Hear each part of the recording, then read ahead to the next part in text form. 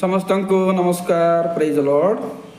आज गोटे विषय में टिप्पणी नेबा यात्रा पुस्तक 3 पर्व 6 पद।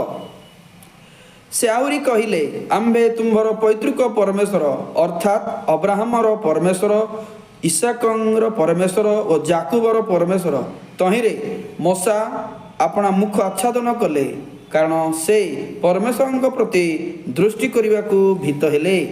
पुणी से 3 पर्वर 15 पद। तहिरे परमेश्वर मशा को कहिले आम्भे 15 पद। परमेश्वर मशा को आहुरी कहिले तुम्भे इस्राएल संतान गण को यही कथा कहब, तुमମାନଙ୍କ पूर्वपुरुष गणर परमेश्वर अर्थात अब्राहमर परमेश्वर और इसाकर परमेश्वर और जाकुबर परमेश्वर जे सदाप्रभु स्वयंभू से तुमମାନଙ୍କ निकट को मते पठाई अछन्ते। आम्भर एही नाम अनंत काल स्थायी पुणी पुरुषानुक्रमे स्मरणीय हेब। प्रिय भाई भणी माने प्रभुंकर दास माने मोर आजिकार टिप्पणी हब परमेश्वर को अब्राहम परमेश्वर, इसाक परमेश्वर, जाकुब परमेश्वर कहा जाए।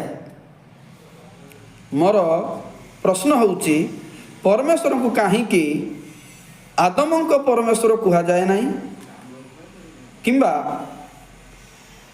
नोह परमेश्वर कहा जाए नहीं, कहीं अब्राहम परमेश्वर, इसाक परमेश्वर, जाकुब परमेश्वर बोली कहा जाए। तो ये प्रकार विषय बाइबल रे अनेक अच्छी आमको जानवा पड़ो। तेणु आपण मैंने ए प्रकार विषय जानवा चाहूले मोर वीडियो को सब्सक्राइब करंतु, देखंतु आ ए प्रकार मूल्यवान विषय आगु को आमे आनिबा। आज एतिकी कहूची, नमस्कार।